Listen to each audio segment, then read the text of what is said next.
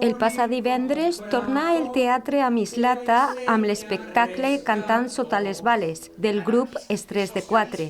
L'obra mostra un monòleg protagonitzat pel militar José Millán Astray, fundador de la Legió i també de la Ràdio Nacional d'Espanya. Interpretada per Jordi Tamarit, actor protagonista, va abordar en clau d'humor la història del polèmic personatge. Conta la vida i miracles del general Millán Astray, un franquista reconegut que a més va ser el fundador de la Legió, i la veritat és que és un personatge que a priori podria jugar-hi a la contra, passar-se al valencià, però crec que ahí està el repte, precisament, en fer parlar en valencià a un personatge com este.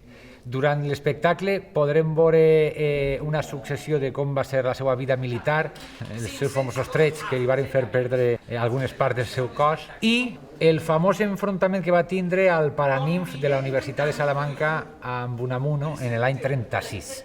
Recull en parts musicals, amb humor, la història d'un personatge prou polèmic. I el que no el coneix té una gran oportunitat de saber un poc qui era este personajillo, per així dir-ho.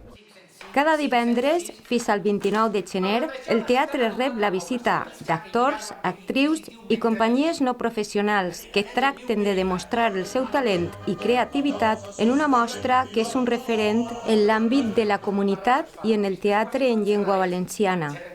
El Vila de Mislata, com qualsevol persona que estigui relacionada amb el teatre sap, és un sant i senya, no? És el buc insígnia dels concursos teatrals al País Valencià, i per tal és un honor per a nosaltres estar en esta edició del Vila de Mislata. És molt important la promoció i ús de la llengua. Jo, com a valenciano parlant, com a fill de pares valenciano-parlants, m'estime molt la llengua.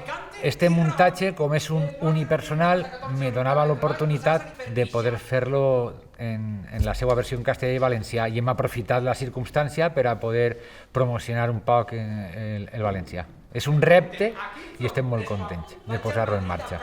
Cantant sota les bales, d'Antonio Álamo, que va comptar a la direcció escènica de Javier Sauquillo, utilitza una senzilla posada en escena amb només un intèrpret. El grup de Follos va representar un espectacle atractiu esguitat d'intervencions musicals senzilles. Fent gala d'un mordaç sarcasme, l'actor Jordi Tamarit va representar en 65 minuts una divertida paròdia conjugant la sàtira amb esdeveniments històrics reals. Aquesta mescla, més enllà de la ironia, va convidar als espectadors a la reflexió. La representació, que va comptar amb totes les mesures de seguretat, va permetre al públic gaudir d'una velada teatral molt divertida i necessària en aquest temps de pandèmia.